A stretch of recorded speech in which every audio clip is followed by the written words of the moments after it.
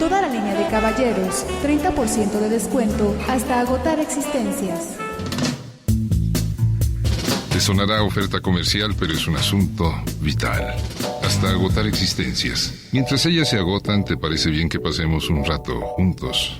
¿Para qué? Buena pregunta. Para hablar de ti, de mí, de nos, de vos, voz viva, y de tantas cosas que no son comunes. ¿Te quedas? Allá tú. Porque esto es Hasta agotar existencias.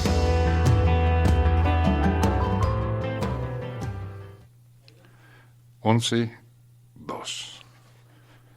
¿Oíste? ¿Qué oíste? Digo, la semana pasada yo, un poquito en forma trucada, me subí a la antena a buscarte. Hace 2 semanas, para ser más exacto. ¿Por qué? Por razones laborales. ¿Por qué? Porque el radio en silencio no suena bien. ¿Por qué? Porque creí que era la oportunidad de presentarte a una tal María en pantuflas. Y te explicaba todo, no sé si lo oíste, por eso comencé por esa pregunta tan profunda. ¿Oíste? Te explicaba que María, la doña, llegó aquí a Guadalajara a vivir procedente del Quiriguo, su ranchito natal, cerca de Álamos. Pero ella no nació en Álamos. Y ya todo el cuento de su vecina, María Elena Saucedo, cómo la conoció, cómo se hizo amiga de la que después sería famosa y cómo pasó sus años adolescentes aquí, la tal María en Guadalajara, sus amores, sus primeros novios, sus jugar a las escondidas, a pesar de que don Bernardo, el papá, le prohibía tener novios. Y cómo se casó con Enrique y dónde vivían y por qué se hartó de Enrique. Y cómo se fue de regreso otra vez a Álamos después de divorciarse y luego se fue a la gran ciudad, donde se genera toda la luz y fuerza del país, el centro. Pero ya pasó, ya pasó.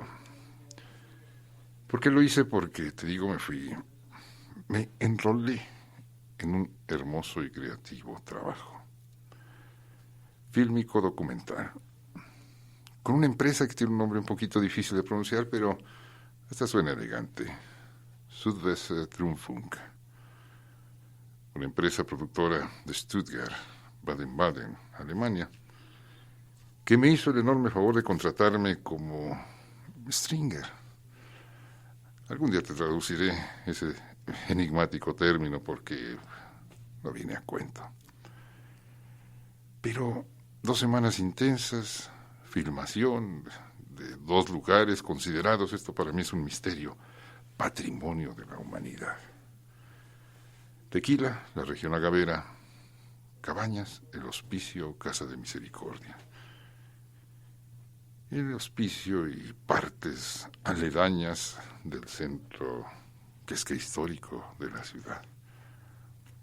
Filmar película, labor bastante complicada. Cambia mucho la técnica del video a la película. Documentales. Pero tuve tiempo de pensar. Tuve tiempo de convivir, tuve tiempo de reflexionar, de sacar mis conclusiones. Y de nuevo te invito a que entonemos ese nuestro... ¿Qué será? No es un himno, sino una expresión. Oh, miseria humana. Antes de explicarte por qué pronuncio ello, me acordé mucho de mi maestra Lupita Pérez Baltasar, tercero de primaria, y nos sacaban a pasear del colegio y luego nos pedía que le contáramos por escrito lo que habíamos percibido, lo que habíamos visto, lo que habíamos aprendido. Era un ejercicio maravilloso. Mira, es notable descubrir ahora, en este país cuyo fracaso educativo es monumental, es notable descubrir a jóvenes que están a punto de salir de la carrera y no saben leer ni escribir. Y de cualquier carrera que me digas. Fracaso educativo. reformas educativas fallucas, fallidas. No sé, yo no soy analista, pero te repito, salíamos de paseo tercero de primaria, la maestra Lupita nos sacaba a pasear y luego me decía, cuéntame por escrito lo que percibiste. Y yo me podría ahora pasar mucho más de los aparentes 60 minutos de la conversa contándote lo de la experiencia de haber vivido intensamente Tequila, Jalisco, y del pleito de Tequila y Amatitán por el supuesto, ¿cómo le podríamos llamar? El mérito de haber descubierto ese bebistrajo. ¿Te gusta? ¿A quién? Muy respetables tus gustos. Y cómo esas fobias, filias, y como un tequilero notable de Amatitán me impidió que filmara su fábrica, su destiladora, porque supuestamente ahí tiene vestigios prehistóricos de cómo los habitantes aboriginales de Amatitán fabricaban tequila, lo que me hace un poco sonreír, pero secreto de Estado. Imposible convencer al propietario de que nos dejara filmar porque es un secreto. Quien te quiera encontrar seres amables, taonas, tabernas, fábricas, destilerías de tequila pequeñísimas que todavía lo hacen a la usanza añeja, antiquísima. Una mula tirando de la muela, tú sabes, la muela es el molino, para eso sirven las muelas, para moler. Y los alemanes sorprendidos porque, ya ves cómo son las mulas, se negaban a trabajar y el propietario, Cruz de nombre, con un fuete, haciéndolas trabajar. Y los alemanes que resultaron ser miembros del, ¿cómo será?, del club de protectores de las mulas, enojados porque la mula solo así trabajaba, y el dueño de la taberna de la molienda, aquella de agave, le decía, pues háblele en su idioma, en la oreja, a la mula, para ver si así trabaja. Cosas, una experiencia en dos niveles. La de el viandante que se asoma con ojos de sorpresa, con ojos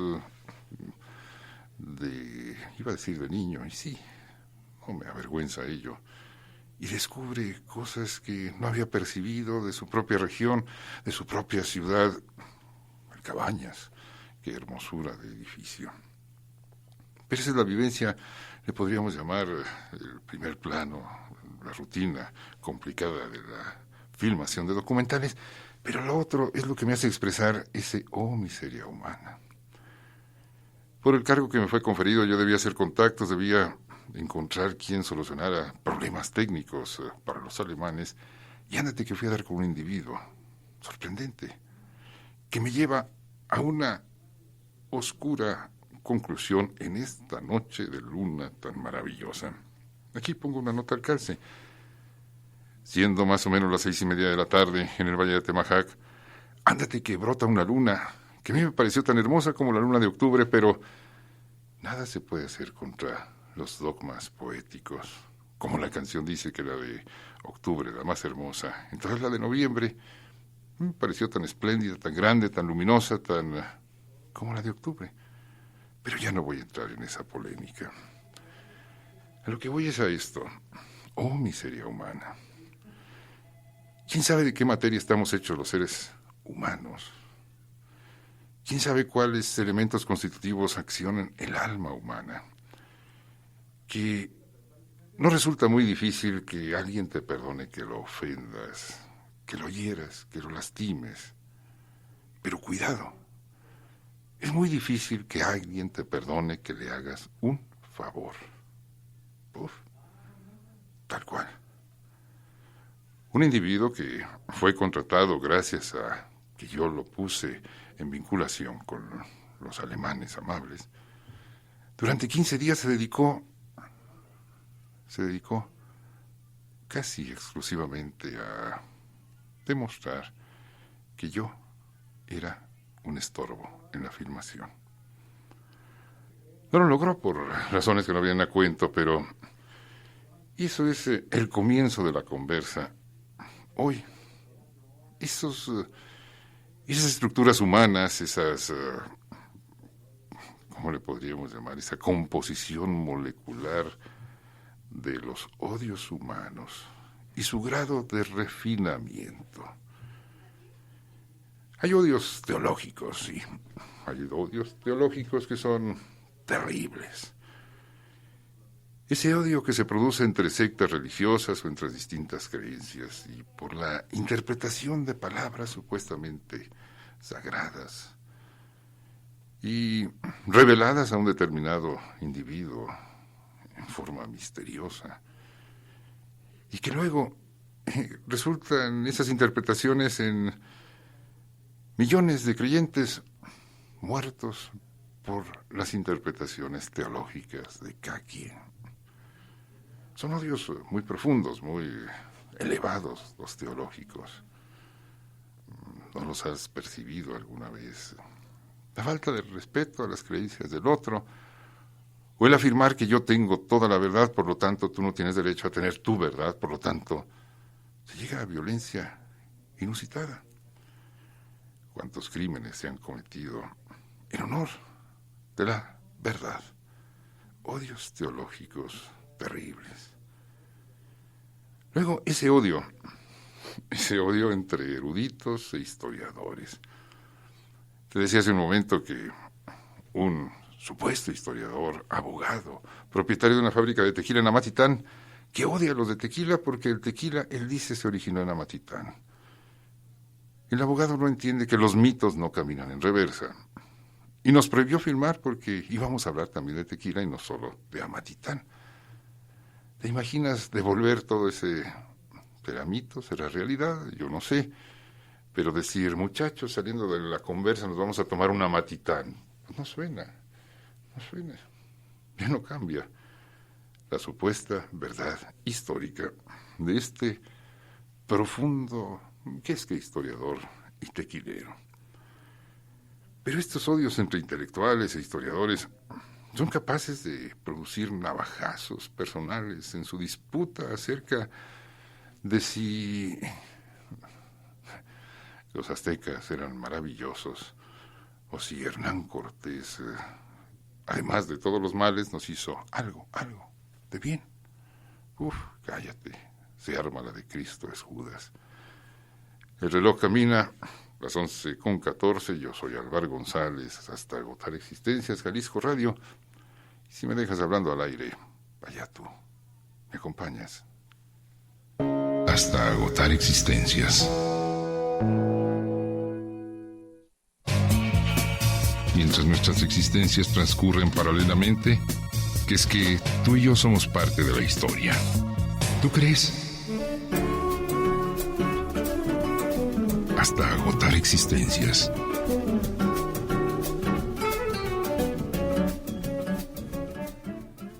Un saludo de parte de Miriam, de Noah, de Gloria, de Lupita y quién sabe quién más que se amparan bajo el seudónimo genérico de las Lolas. Que les derrite mi voz. Yo no sabía que mi voz tuviera efectos, ¿cómo se dice? Derritientes, derritentes, candentes. Vete a saber, es lo de menos. Gracias, Lolas. Y por cierto, ese compromiso asumido de que echo a volar tus palabras, hoy no lo atenderé por razones de tiempo, por razones de reinserción, por aparecer de nuevo aquí. Estamos hablando de odios. ¿Y por qué no hablo de asuntos de profunda actualidad? Salgo de la ciudad un momento y cambia el presidente de conocido país del norte del continente. Y yo no creí que se fuera a dar eso, pero tampoco pensaba que se fuera a dar el efecto reventazón de la burbuja, que ocasionó muchas derivativas. Salgo de la ciudad y asuntos de profunda actualidad del avión. Eso lo saben científicos o biólogos de Tajímaro, ahí te lo paso al costo. Avión que se detiene, se cae. tiene vuelta de hoja. Avión que se detiene, se cae. Odios, odios, odios. Eso es a la carrera un asunto que tuvo mucho que ver con mi experiencia fílmica germánica, con SWR, Southwest Rundfunk de Stuttgart. Odios terribles, catálogo de odios, te digo, el odio teológico, el odio entre historiadores eruditos, es terrible. Yo tengo toda la verdad, tú, por favor, tú qué sabes de eso. A mí me ha pasado.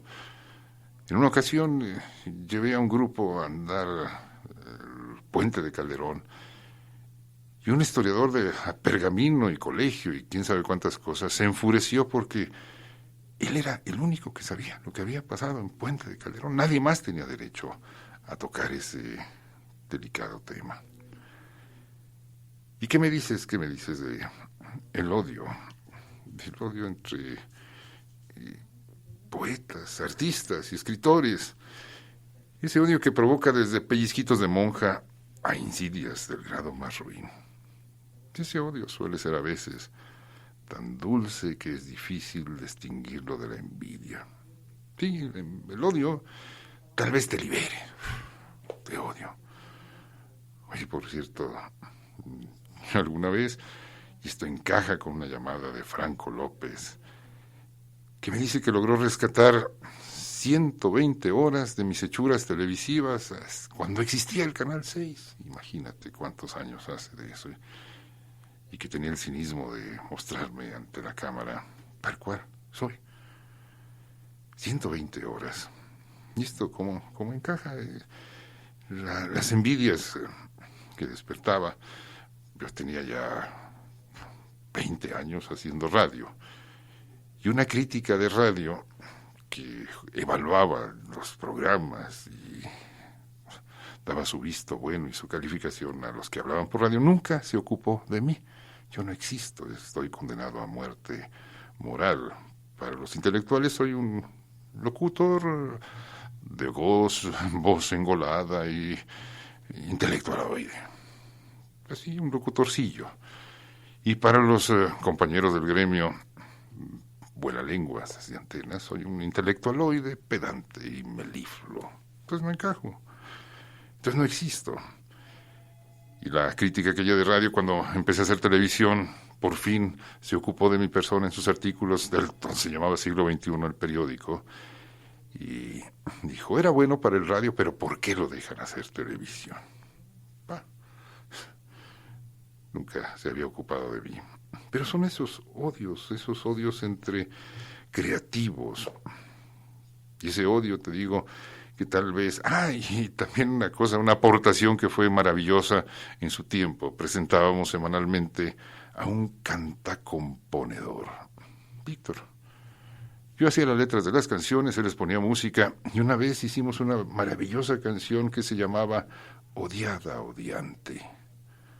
¿Por qué? Porque si hay amantes, también debe haber odiantes.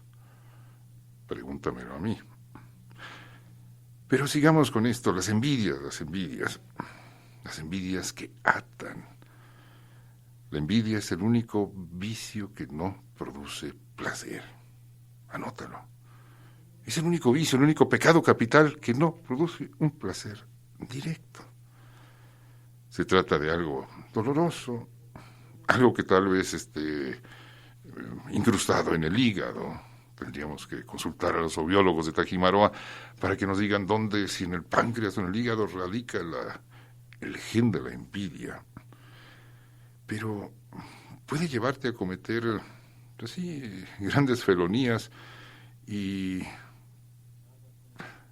esa enfermedad, la envidia. Qué extraño. Te digo por mi reciente experiencia que un individuo que es contratado gracias a que yo facilito la contrata, durante 15 días se dedica a odio, envidias. Un individuo del tamaño de una planta de agave, de un mezcalito así chiquito, porque por lo general esos tienen esa estatura. calumnias, puñaladas por la espalda. Entonces es como si trajera una especie de sufrimiento por, ¿cómo lo decía el padre Ripalda? En el siglo XVI lo escribió en un catecismo que todavía a mí me tocó estudiarlo cuando estaba en el kinder. Nos hacían memorizar el catecismo del padre Ripalda, que tenía ya 4 largos siglos de haber sido escrito y donde definía tan maravillosamente la envidia, el dolor por el bien ajeno. Solo las personas que no conocen la envidia son verdaderamente libres. Siempre me acordaré de Fray,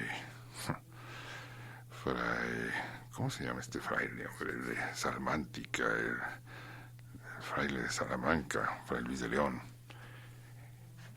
que lo detiene la Inquisición porque maneja muy bien el hebreo, maneja muchas lenguas, se pone a traducir la Biblia, lo encierran. Aquí la envidia y la mentira me tuvieron encerrado, dichoso el humilde estado del hombre que se retira y en el campo deleitoso con humilde mesa y casa vive ni envidiado ni envidioso. Qué bonito lo decía Ay Luis. Ni envidiado ni envidioso. Es una libertad maravillosa. Envidias, eso de alegrarse por el fracaso de un individuo, una gente, un ser humano, es detestable, pero es producto de ese odio, de la envidia. Le salió mal, lero, mira. Qué terrible, es una verdadera tragedia. Entonces, ¿te acuerdas de esos niños del colegio, acusadores? Ya verás cómo arma todo esto con lo que ocurrió aquí las pasadas 2 semanas. El niño, él fue, Fabián lo hizo, maestra, mírelo. El denunciante, o ese empleado soplón de la empresa, se mueven muchas veces motivados o motorizados por las envidias. Qué horror. Y esos delatores que llegan a creer que la traición junto con el veneno es el arte protagonista de la historia. Oye, Franco López habló. Marta Barajas, muchas gracias, Marta Barajas. Y quien de fecha nació luego te digo, Franco López, anda armando, traspasando, estará bien dicho así, los viejos videos de VHS los está poniendo ahora en sistemas compactos. Franco López, gracias a Marta Barajas por haber guardado estos tiliches, más de 100 horas de aventuras televisivas en el extinto y devorado por la ferocidad de los monopolios. Se acabó el Canal 6, pero estábamos hablando de esos odios de quienes creen que la traición los hace protagonistas de la historia. Tienen esos individuos la suavidad del reptil. Sus palabras se deslizan hasta el oído del director. No espera ninguna recompensa. Él se siente muy bien pagado por el bálsamo dulce que le invade todos sus cartílagos con sumo placer hasta el fondo de sus sentidos. Es una vivencia reciente, personal, una vivencia intensa, 15 días de algo que fue fascinante, creativo. Insisto, el ser humano es el animal por antonomasia creativo. Lo único que le da sentido a la vida es eso, crear. Fue una vivencia maravillosa. Pero tenía que aparecer allí el pigmeo, el reptil ese que trata de pararse sobre ti, son de su estatura tan pequeña que tratan de pararse sobre tus hombros para agigantarse y decir, mira. Pero así pasa, miseria humana. Parte de las aventuras de sí, es mi profesión, lo confieso, a ver si no la malentiendes, soy verbo traficante. Listo, la palabra me sirve para muchas cosas. Y me duele el ver que los jóvenes que ya están carrerados, ojo con la palabra, porque eso le va a dar el tono a nuestra segunda parte de la conversa, están enfilados hacia una carrera y van terminando la que es que educación universitaria y no saben ni leer ni escribir, expresarse, no. Parte de un fracaso educativo que es parte de tantos lamentables hierros de la suave áspera patria. Y el radio es inspiratriz, creativo, yo pretendo hacer ese género radial, no tiene, si no es el gran radio, ese que presumen las grandes cadenas nacionales. Según las últimas estadísticas, en estos momentos hay más gentes, y lo digo así en plural, oyendo la emisora que viendo televisión. No, estamos tú y yo, eso me basta y sobra. Y la radio a la altura de tu inteligencia, la radio selectiva, es la radio compensante. Y estaba oyendo yo, ¿qué crees? Jalisco Radio. Y estaba oyendo a Gina con su programa Son de Palabra. Y cha, música, así, que me gustaría saber bailar, pero confieso, no me invites a bailar porque no sé bailar, no se me dio. Y estaba rindiendo homenaje a esos seres que se han convertido en algo fatídico, porque te voy a hacer una pregunta. ¿Cuánto hace que no escribes una carta? No me refiero a estos mensajitos todos abreviados y llenos de faltas de ortografía y todos con un lenguaje sincopados que son altamente inexpresivos y electrónicos, no. Una carta de puño y letra, a mano limpia. ¿Cuánto hace? O tal vez la pregunta esté mal hecha. ¿Por qué nunca has escrito una carta? Correo. Carrera. Es un verbo latino suena un poquito fuerte, pero te lo digo tal como se declina en latín. Curro, curres, currere, cucursi, cucursum. Tal cual. Y de ahí se desprende una serie de derivativas. Por ejemplo, si yo te pregunto cuál es tu currículum, no estoy sino haciendo una cosa muy complicada, pues en latín te estoy preguntando cómo has corrido tu carrera contrarreloj. Eso es la vida, una carrera contrarreloj. Curro, curres, curri. Currere, cucursum. Correo. Carreras. Fue Ciro el persa, Ciro el conquistador de Mesopotamia. 500 años antes de Cristo descubrió eso que te repiten ahora tanto los distribuidores de la verdad a domicilio, los explicadores, los comentaristas. La información es poder.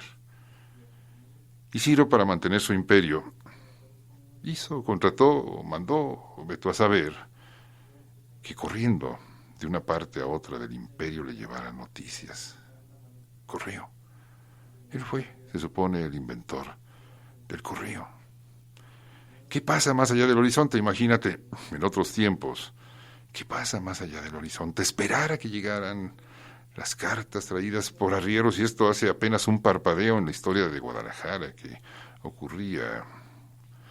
Es una de las, ¿cómo le podríamos llamar? Una de las interpretaciones tan simpáticas de nuestro, ¿cómo se va a llamar esto? El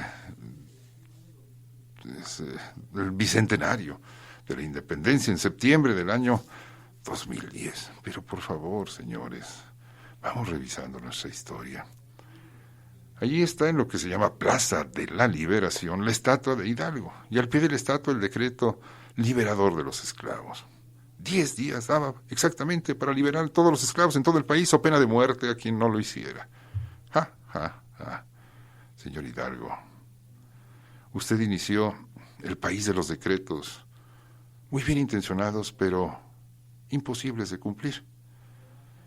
Siempre lo repito, si se hacían 12 días a lomo de buen caballo, de aquí a la mesa central, 10 días para liberar a todos los esclavos en un país que era el doble de grande, que llegaba hasta la Alta o Vieja California, que llegaba hasta el Nuevo México, a Utah, Arizona. 10 días, señor Hidalgo. ¿Cómo quería que corrieran?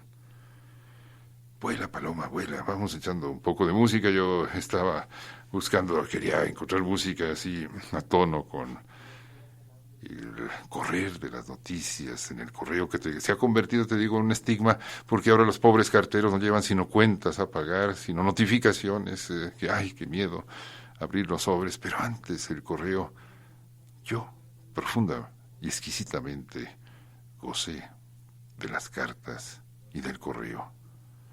Ahora te cuento, pero déjame echar a volar una paloma. Vola, colomba, vola.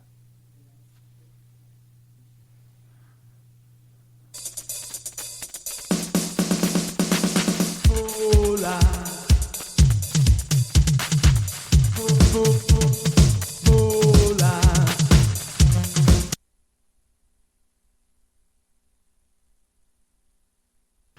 No sirvió, la paloma no arrancó. ¿Quién sabe por qué? Ya ves, una cosa es la intención. Tendríamos que reclamar al productor de esta conversa que no existe. Quien produce la conversa es tu imaginación, tu buena voluntad, tu tiempo que me regalas, tu noche transcurrida conjuntamente conmigo. Aquí no hay productor. Hay un lanzador que se llama Fabián Pelayo, que ni le importa en lo más mínimo lo que conversemos tú y yo. Él está aquí sufriendo de las víctimas de la conversa. Te digo, para mí el correo ha sido una... ¿Cómo le podríamos llamar? Una experiencia maravillosa en mi vida profesional. Aquí y allá. Cuando empecé en esto, que es un pasatiempo maravilloso de volar con la lengua desde antenas, que trabajaba en una pequeñísima emisora que yo le llamaba cariñosamente la impotente del cuadrante, tenía una potencia mínima, o rincón inaudito del cuadrante. No tenía otra forma. Había una línea telefónica ahí que todo el día estaba ocupada por las secretarias, a las que curiosamente yo les decía, cariñosamente les decía las lolas, porque diario estaban platicándose de dolores. ¿Qué te duele? ¿Qué te duele? Entonces tenían permanentemente ocupada la línea telefónica y no había posibilidad de que nadie se comunicara, y además un solo teléfono para 10 o 15 que trabajábamos en aquella incipiente emisora. Renté un apartado postal y empecé a recibir cartas sorprendentes de la microrregión que cubría aquella microantena. Y yo tenía un compromiso, como sería desocupado en aquel entonces, que a mano respondía todas las cartas que me llegaban. No eran ni cientos ni decenas, pero sí, semanalmente 5, 6, 7, 8 cartas. Luego, ándate que me voy a volar con la lengua desde otra antena poderosísima cuyas emisiones le daban la vuelta al mundo en esta llana y castellana lengua, desde Londres. Y se me encomendó el programa más fascinante de la BBC de Londres, que era el verificar la audiencia, la penetración de aquella señal de onda corta por el único medio que existía en los años 80, que no era otro sino el correo.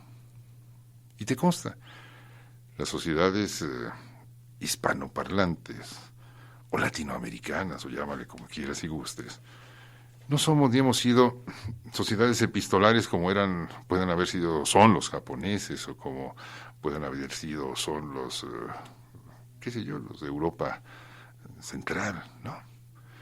Entonces era cosa de motivar al oyente del otro lado del Atlántico, o de zonas insospechadas, para que escribiera. Mira lo que son las cosas, como el radio, funciona como una piedra en charco. Si lo crees, qué bueno, y si no, allá tú. Te lo cuento tal cual.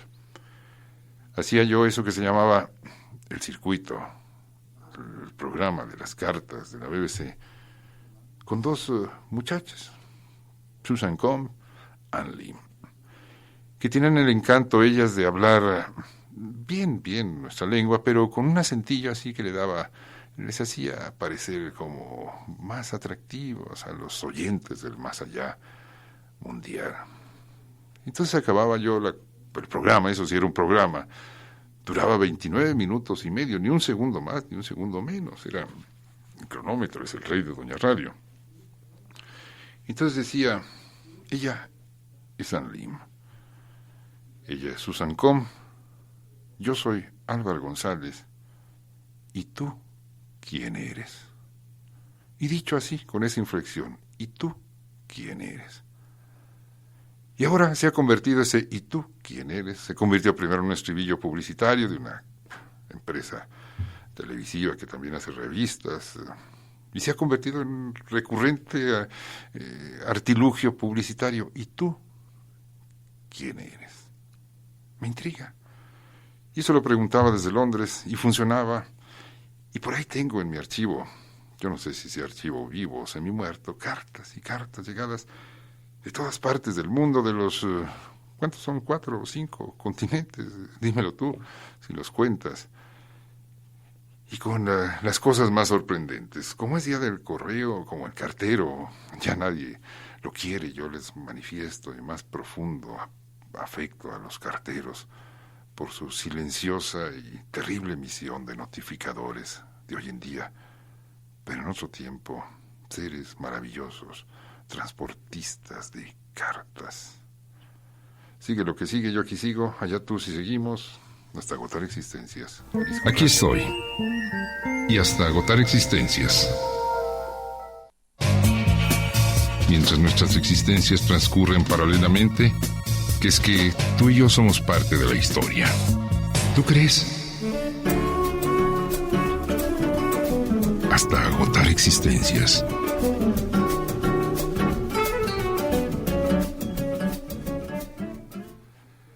$11:43. Qué bueno que todavía estás aquí. A la carrera, a la carrera. Te digo, a la carrera, Ciro, el rey de los persas, hacía que le llevaran noticias de todo el imperio, corredores. ¿Por qué? Por ese remoquete que te repiten los especialistas. La información es poder. Tenía que saber cómo se movían las cosas en el imperio, con urgencia, correo, carrera. Postas, 12 días se hacían de aquí a la gran Lutecia Nacional, a lomo de buen caballo, si el tiempo lo permitía. No era lo mismo en tiempo de aguas que en tiempo de secas. Y yo me sabía el nombre de las postas que había. Zapotlanejo era la primera, claro está.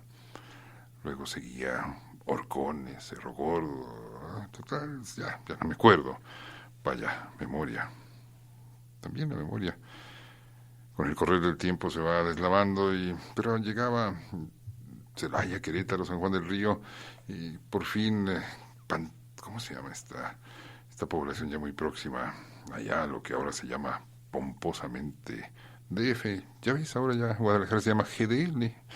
Ya estamos en la más alta moda norteamericanizada, con la síncopa de los nombres de las ciudades.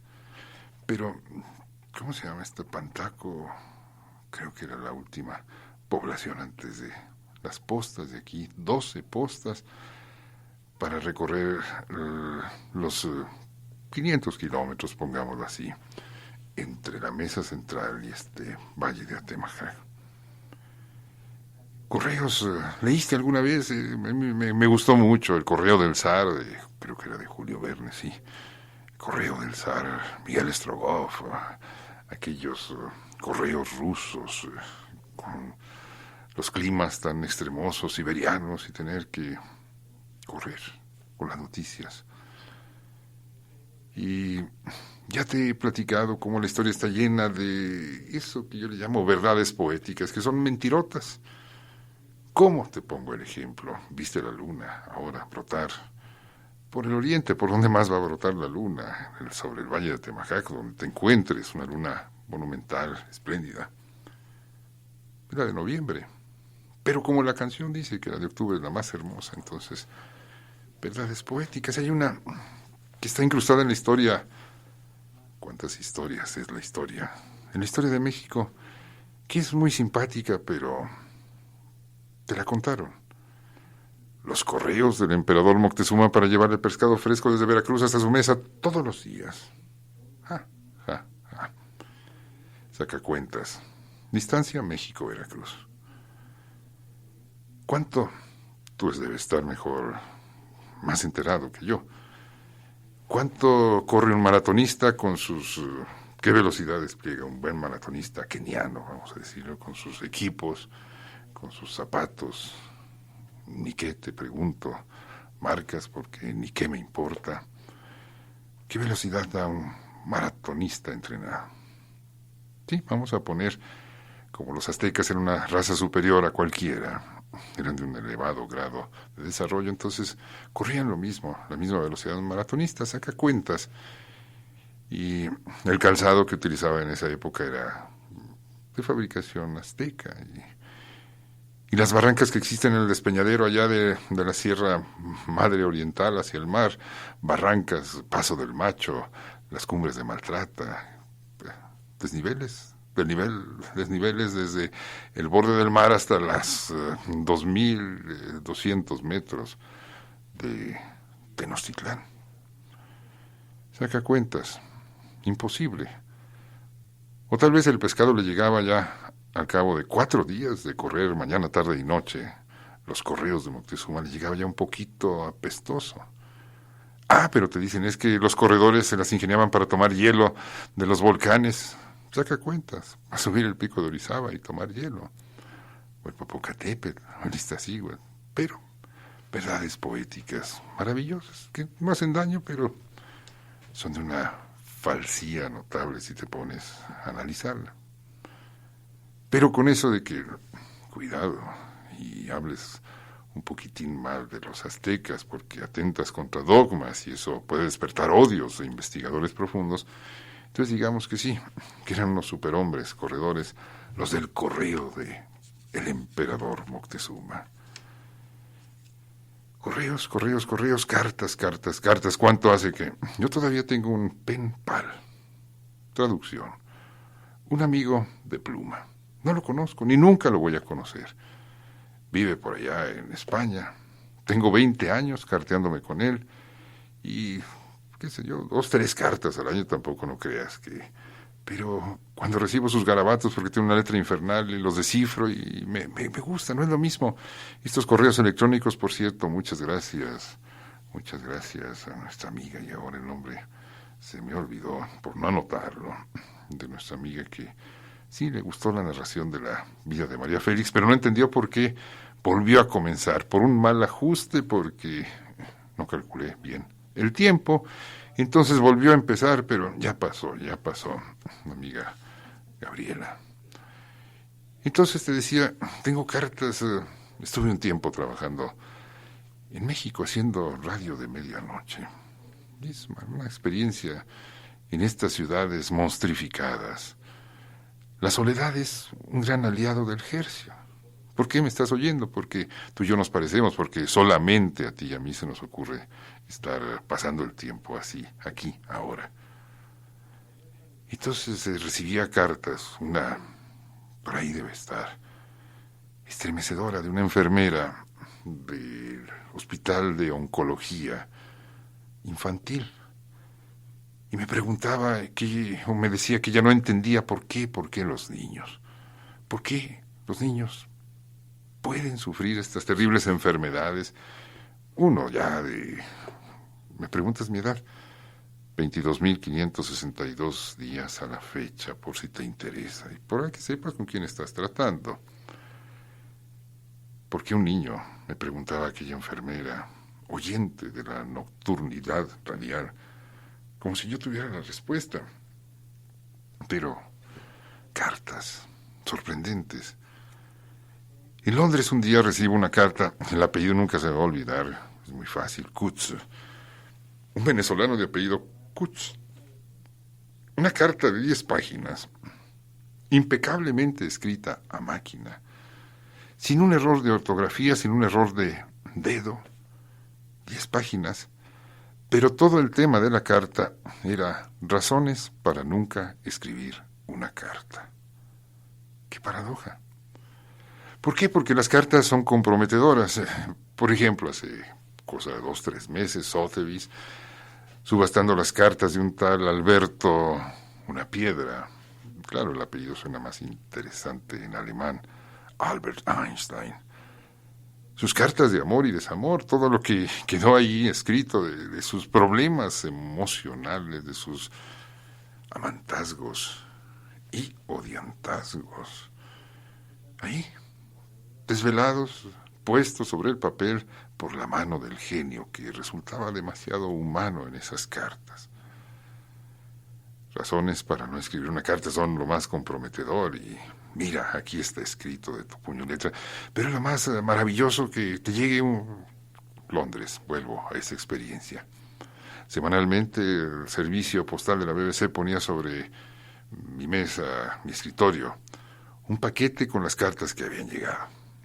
Y llegaban de todas partes, te digo, del mundo. De pronto era el miembro de la tripulación de un pesquero español que andaba faenando allá por, qué sé yo, por las Maldivas, y me escribía una carta.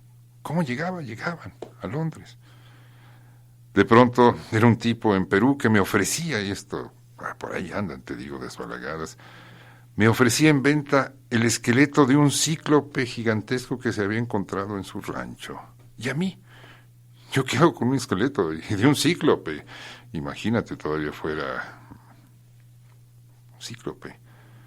¿Por qué me lo ofrecía? Y le ponía el precio, ni siquiera en libras, que creo que es la moneda, sí, en dólares, yo no sé, le ponía un precio exorbitante que si yo le podía poner en contacto con un museo o si me interesaba directamente a mí comprar un esqueleto de cíclope. Vieja, ya llegué, mira lo que compré, un esqueleto de cíclope, me corren de la casa. Cartas de la experiencia radial nocturnal de allá, por Insurgentes, Grupo Radio 1000.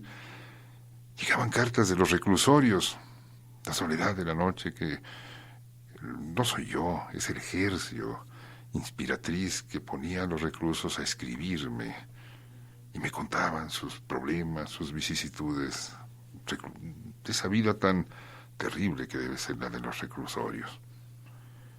Estas no son cartas, te vuelvo a pedir disculpas el viernes si hablas al 31, 21, 88, 80. Yo he hecho a volar tus palabras. Gaby Fernández, de nuevo, diciéndome que siente la muerte de nuestro amigo el voz de serrucho de Beto. Ya se fue a la zona del silencio, se le extrañará. Norma Monayo, que desde hace buen rato oye la conversa. Juana Inés, que ya, oye, yo de ese dato lo debo tener, pero nadie me lo puede informar. Hay ahora un correo electrónico de aquí de Jalisco Radio y un teléfono para que hables y des tu opinión. Juana Inés insiste en que deben cambiarme de horario, repetir. ¿Tú qué opinas? Habla. Armida, gracias por hablar. Luego los oyentes anónimos que no dejan su nombre, veto a saber quién será que... sí, Abraham Delgadillo, que me equivoqué con lo de Obama. Yo dije que no, que iba a ganar, que no lo iban a dejar ganar, que era otra cosa. No creía que lo dejaran ganar por aquella supuesta teoría de que la naturaleza no da saltos y que la inercia del white, anglo-saxon, protestant, no iba a dejar que alguien... ¿Oíste el chiste pésimo de Berlusconi? Ese mal cómico que dirige un país que está lleno de cómicos, un país que se llama Italia. Por cierto, la amiga Laura me habló que ya regresó de Italia después de meses de estar allá. Ahorita Gresti, gracias. Pero el mal chiste de Berlusconi, eso de que le daba mucho gusto que un individuo guapo, inteligente y además bronceado hubiera llegado al poder en Estados Unidos. ¿Por qué lo de bronceado? Porque en Europa es un síntoma de bienestar económico el andar bronceado. En esos países del invierno largo, el traer una piel así tan asoleada, es algo que es un grito, un avisar a los demás. Miren, yo pude ir al sol y ustedes aquí se quedaron en la ciudad, blanquitos, amarillitos. Sí, Abraham, me equivoqué, afortunadamente. Y Salva Vargas también sobre el mismo tema de que del panorama en Norteamérica. Y el amigo desconocido que nos propone que hablemos sobre finanzas y la burbuja y Bretton Woods. ¿Te puedo contar de Bretton Woods? Mi sorpresa al ver esa fotografía, una vieja fotografía de Bretton Woods, me dirás, ¿y qué es Bretton Woods? 1944. Ya los vecinos estos... que están construyendo bardas para que no nos pasemos, ya se consideraban ganadores del gran torneo internacional llamado Segunda Guerra Mundial. Pueblo elegido, destino manifiesto. Entonces convocan a todos los representantes de los países de peso significativos a platicar en Bretton Woods. Bretton Woods queda en New Hampshire, en Nueva Inglaterra. Traducción se llama el Bosque del Bretón. Es un campo, haz cuenta, tipo Mazamitla. Por cierto, hoy no habló nuestro amigo de Mazamitla. Haz cuenta, Tapalpa, pero a lo bestia, como diría mi candenana. Y ahí, 44 individuos, 47, en 1944, decidieron tu futuro y el mío. Y eso es lo que me sorprende a mí, de cómo tan pocos toman decisiones por tantos.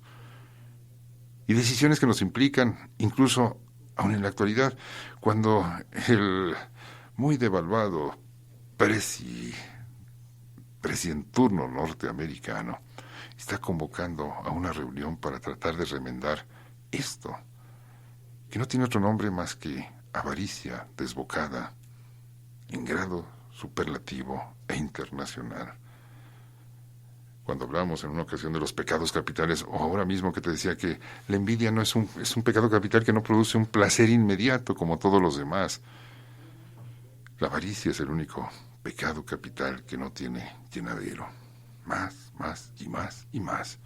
Cero, se acumula pero hoy no me dio la gana de hablar de cosas económicas, de asuntos irrelevantes, si quieres. Te he tratado de contar algo de mi experiencia última, de cómo me encuentro con ese ser humano, el mediocrito, que se convierte en el pigmeo pérfido. La perfidia es una manifestación de la envidia. Si yo no puedo hacer lo que tú haces, entonces voy a tratar de que tú no hagas lo que tú haces. Y eso se siente tanto en este medio. Por ejemplo, te lo digo, eso de María Félix fui y lo grabé a otra parte y ya me acusaron de andar haciendo irrupciones fuera de lugar. Pero hombre, tan sencillo que es disfrutar una conversa. Pero el pigmeo que me denunció, ahí está, se siente orgulloso de haberlo hecho. Felicidades, Alejandro. ¿Y qué más? Ya nos vamos alejando, sí, eso quise decir, ya nos vamos alejando porque vamos a ir a corte. Un corte que dura como 48 horas hasta que yo regrese aquí el viernes a buscarte. Hay un teléfono, 31 21 88 80, de aquí al viernes a mediodía, porque ya en la tarde no tengo mucho tiempo para montajes. Habla, dime qué piensas, cómo te llamas, y responde a esa pregunta que yo hacía desde Londres y que se ha convertido en remoquete publicitario. ¿Y tú quién eres? Yo soy Álvaro González. Este es Jalisco Radio. Fabián Pelayo es el que me echó a volar, el que realiza la difícil tarea de soportarme, porque ya el día, su jornada laboral, a punto de concluir, y te digo, todo puede ser peor. Esto le toca por andar males horas fuera de su casa trabajando. Fabián, mi aprecio, Pelayo, se te quiere, y pues ni modo, aquí estamos.